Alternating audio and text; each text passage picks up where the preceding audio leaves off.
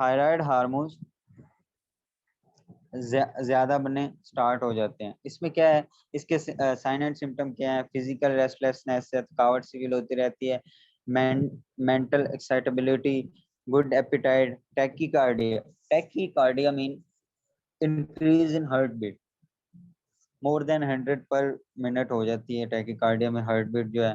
Weight lose होना start हो जाता है, वीक वेट लूज होता है, वीकनेस स्टार्ट हो जाती है, जिसकी वजह से हेयर्स भी गिरने स्टार्ट हो जाते हैं। वार्म स्वेटी स्किन, मतलब कि पसीना आता रहता है, गर्मी सर्दी जो भी हो उससे कोई फर्क नहीं पड़ता, और जिस्म गर्म ही रहता है। मेंस्ट्रुअल एब्नॉर्मलिटीज, स्पेशली ये फीमेल से रिलेटेड है, तो इसमें भी जो है ना ये चीजें बढ़ जाती हैं। हाइपरथायराइडिज्म, इसी तरह जिस तरह हमने हाइपोथायराइडिज्म में देखा प्राइमरी हाइपोथायराइडिज्म, सेकेंडरी हाइपोथायराइड, इसी तरह हाइपरथायराइडिज्म में भी यही चीजें हैं। हाइपरथायराइडिज्म में disease in gland, Graves disease, इसमें बेसिकली ग्रेव्स डिजीज में क्या होता है, ये एक ऑटो इम्यून डिजीज है जिसके अंदर जो है ना जो आयोडीन है वो प्रॉपर वर्क नहीं करती, जिसकी वजह से काफी सारी जो है ना वो काफी सारे रिएक्शंस जो हैं वो नहीं हो पाते, जिसकी वजह से मुख्तलिफ किस्म की और भी काफी सारी बीमारियां जो है ना वो लग जाती हैं इंसान को।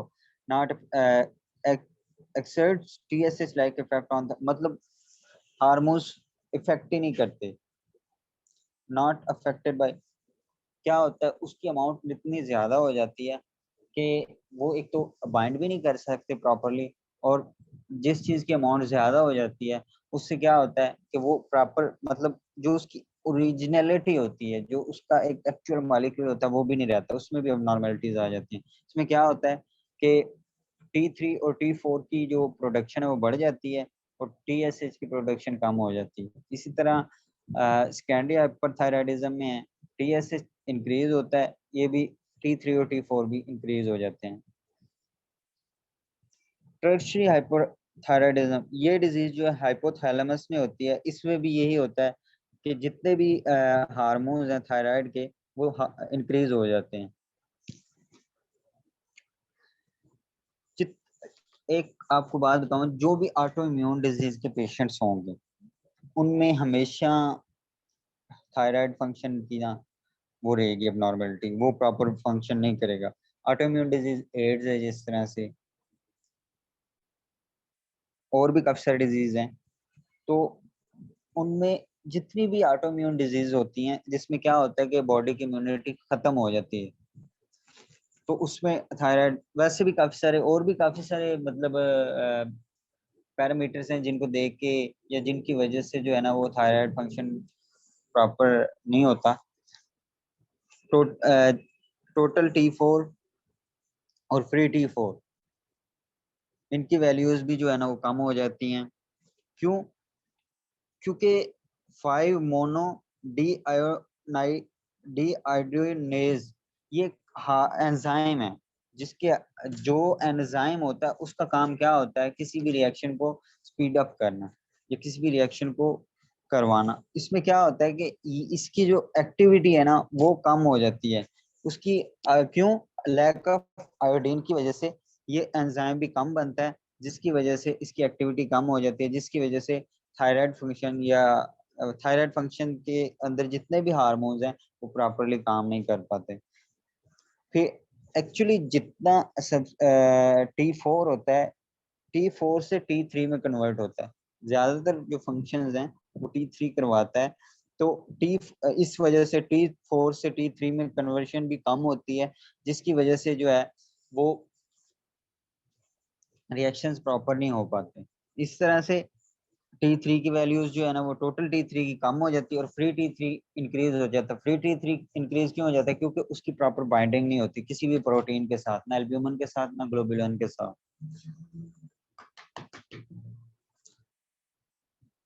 एक कॉमन डिजीज जो देखने को मिलती है वो ग्वाइटर है, हम इसको आम जुबान में गिल्लड़ भी कहते हैं। इसमें क्या होता है कि जो गला है ना वो फूल जाता है, थायराइड ग्लैंड का जो साइज है वो बढ़ जाता है, इनलार्जमेंट हो जाती है, इंक्रीज हो जाता है। इसमें तीन चार किस्म के जो है ना वो ये गोइटर होते हैं, उसमें सिंपल गोइटर में जस्ट वो इनएक्टिविटी ऑफ आयोडीन उसकी वजह से होता है। टॉक्सिक गोइटर, टॉक्सिक गोइटर जो है ना बेसिकली कुछ टॉक्सिन्स जो बॉडी के अंदर ऑटोइम्यून डिजीज की वजह से पैदा हो रहे होते हैं, उसकी वजह से ये होता है। Nodular nodular goitre, nodules nodules मतलब ये ना उभार से बन जाते हैं स्टार्ट में, मतलब आप ये कह सकते हैं कि एक लिम्फ टाइप वो बन जाते हैं। इसकी काजेज क्या है? ड्रग्स, ड्रग्स जो है वो बहुत ज्यादा ड्रग्स अगर यूज करें तो इसमें क्या होगा कि इनकी एक्टिविटी जो है ग्लैंड्स की वो प्रॉपर डिस्टर्ब हो जाएगी, जिसकी वजह से ये डिसफंक्शन हो जाएंगे। डेफिशिएंसी ऑफ आयोडीन की वजह से ग्वाइटर होता है ज्यादातर। और स्पेशली प्रेगनेंसी के अंदर जो है ना वो थायराइड हार्मोन्स जो है ना वो इंक्रीज हो जाते हैं, जिसकी वजह से इसका साइज बढ़ जाता है। लेकिन वो एक मतलब है कि जब एक नॉर्मल स्टेज में आती है फीमेल तो वो ठीक हो जाता है। मुख्तलिफ फूड्स हैं, डाइट, उनकी वजह से भी होता है, क्योंकि उसकी रीजन ये होती है कि उनके अंदर वो जो हार्मोन है जो आयोडीन की वजह से पैदा हो रहा होता है उसकी प्रोडक्शन पे वो इफेक्ट करते हैं। ये ड्राई फ्रूट्स में भी कुछ हैं जिसमें, और उसके अलावा एक दो वेजिटेबल्स भी हैं जैसे इसमें लिखा हुआ है कैरेट वगैरह, तो उसकी वजह से भी वो उसको इफेक्ट कर देते हैं, जिसकी वजह से वो हार्मोन प्रॉपर आयोडिनेज हार्मोन्स जो है ना वो प्रॉपरली सिक्रिएट नहीं होता, जिसकी वजह से थायराइड ग्लैंड जो है ना वो डिसफंक्शन हो जाता है या उसका साइज जो है ना वो इंक्रीज हो जाता है। जी।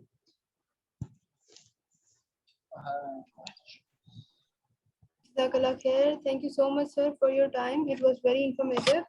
और आप सबको बताती चलूँ कि हमारी मीटिंग का टाइम जो है ख़त्म होने वाला है। अगर मीटिंग ड्रॉप हो जाती है तो जिस लिंक से आपने पहले ज्वाइन किया है उसी लिंक से आप लोग अगेन ज्वाइन करेंगे फॉर क्वेश्चन आंसर सेशन, ठीक है। अब जो है हमारा क्वेश्चन आंसर सेशन स्टार्ट होता है। आप में से कोई भी क्वेश्चन करना चाहे तो खुद को अनम्यूट करके भी क्वेश्चन कर सकते हैं, हैंड रेज भी कर सकते हैं, या फिर आप चैट बॉक्स में ड्रॉप कर सकते हैं। इंशाल्लाह जो हमारे गेस्ट स्पीकर हैं वो आपके क्वेश्चंस के आंसर करेंगे। जी, एनी क्वेश्चंस?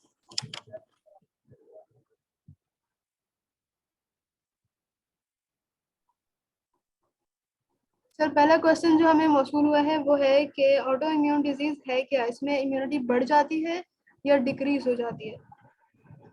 हाँ, ऑटो इम्यून डिजीज बेसिकली जो है ना वो एक ऐसी बीमारी है जिसमें इंसान की जो बॉडी की इम्यूनिटी है ना, self immunity, self defence system जो है ना वो डिस्ट्रॉय हो जाता है। स्पेशली प्लेटलेट्स हमारी बॉडी का, या डब्ल्यूबीसीज, प्लेटलेट्स जो है वो इसमें हमारी कोगुलेशन में बहुत मेजर रोल प्ले करते हैं। उसमें क्या होता है कि उसके अलावा जो डब्ल्यूबीसीज है हमारी बॉडी का जो डिफेंस सिस्टम है वो डिस्ट्रॉय हो जाता है। वो ऑटो इम्यून डिजीज में जो भी वायरस या बैक्टीरिया या कोई भी स्पेसिफिक थिंग जो उसके ऊपर इफेक्ट कर रही होती है, रेडिएशंस की वजह से भी जो है ना ये डिजीजेस पैदा हो सकती हैं। उसमें इम्यूनिटी डिक्रीज हो जाती है, मतलब आप ये कह लें कि ना होने के बराबर होती है। सेल्फ डिफेंस बिल्कुल नहीं होता, इंसान की बॉडी किसी भी डिजीज के अगेंस्ट प्रॉपर वर्क नहीं करती, और जिस बंदे की इम्यूनिटी डिक्रीज हो जाती है वो आप ऐसे समझ लें कि बीमारियों का घर बन जाता है। सर ये ऑटो जिस तरह इम्यून मैंने डिजीज का कोई सोल्यूशन नहीं है? ऑटोइम्यून डिजीज का बेसिकली ये जो ऑटोइम्यून डिजीज है ना ये आपकी जो जीन की मैनिपुलेशन है ना उसकी सीक्वेंस को ही चेंज कर देता है। आप उसमें जो आपके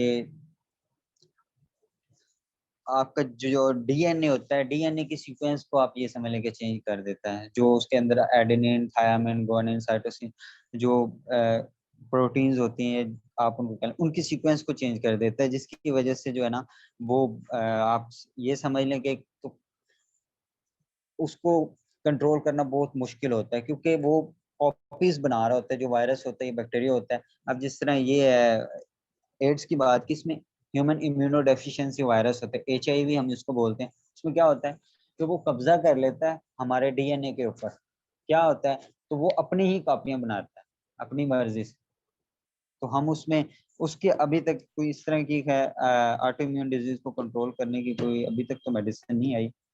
होप तो जैसे वर्किंग हो रही हो। सर HIV की जैसे हमारे पास समझ लें कि वैक्सीनेशन एक मौजूद है एक प्रिवेंशन के तौर पे, तो इसका कुछ भी मौजूद नहीं है ऐसा? HIV की वैक्सीनेशन, अब HIV की वैक्सीनेशन आपको किसने कहा है कि अवेलेबल है? सर एड्स की नहीं, वैक्सीनेशन है ना? देखो बात पता क्या है, हमारे अभी तक जो इंटरनेशनल लेवल तक की बात करते हैं, तो जिस जो वैक्सीन, प्रॉपर वैक्सीन बनाई गई ना, वो हेपेटाइटिस बी के अगेंस्ट बनाई गई है। और बी भी आप ये कह सकते हैं कि इसी तरह की डिजीज है, जब लीवर सेल में बी वायरस एक्टिवेट होता है तो इंसान 15 से 20 मिनट के अंदर जो है ना वो उसकी डेथ हो जाती है, अगर वो एक्टिव हो जाता है। उसकी वैक्सीन अवेलेबल है। क्यों? क्योंकि उसकी सरफेस एंटीजन हम फाइंड आउट कर चुके हैं, वो वायरस है। और sorry, hepatitis B surface antigen, hepatitis एक वायरस है, वायरल डिजीज है। इस तरह जो HIV है, human immunodeficiency virus, virus basically जो उसकी सरफेस एंटीजन अगर हमें मिल जाती है HIV की, तो देन तो है, जिसकी सरफेस एंटीजन प्रेजेंट होगी उसकी वैक्सीनेशन बनाई जा सकती है। लेकिन वो भी एक मतलब है कि लिमिट्स में ही बनती है। तो अभी तक इस तरह का कोई कंसेप्ट नहीं है कि ऑटोइम्यून डिजीज को हम कंट्रोल कर सके। क्यों? उसमें ये होता है कि देखो, आपके वाइटल ऑर्गन्स जितने भी है ना, वो सारे एबनॉर्मेलिटी की तरफ चले जाते हैं, प्रॉपर फंक्शनिंग नहीं रहती। स्पेशली मैं आपको बता देता हूँ, HIV में क्या होता है, सिरोसिस हो जाती है, लीवर डैमेज स्टार्ट हो जाती है, आपका आउटपुट जो है, बॉडी सिक्रीशंस जो हैं वो कम हो जाती हैं, WBC बिल्कुल कम हो जाते हैं। जब डिफेंस सिस्टम लो होता है, उसी डिफेंस सिस्टम के लो होते ही मुख्तलिफ किस्म के बैक्टीरिया वायरसेस जो हैं वो आके अटैक करते जाते हैं, इस तरह से हर चीज पे वो अपना कब्जा जमा लेते हैं। जज़ाकल्लाह, thank you sir for answering. जी हमारे पास बहुत सारे क्वेश्चंस आ गए हैं, हम अपने आंसर्स को जो है वो अब ब्रीफ रखेंगे टू द पॉइंट। हमारे पास महम का जी, क्वेश्चन है कि कैंसरस थायराइड क्या होता है, उसकी मैनेजमेंट कैसे करते हैं, अगर हम रिमूव करवा लें उसे तो क्या कॉम्प्लेक्सिटीज हो सकती हैं? देखो दो किस्म के ट्यूमर्स जो है ना वो बनते हैं इसके थायराइड की वजह से। ट्यूमर्स होते ही दो किस्म के, एक बनाइन ट्यूमर होता है, एक मैलिग्नेंट ट्यूमर होता है।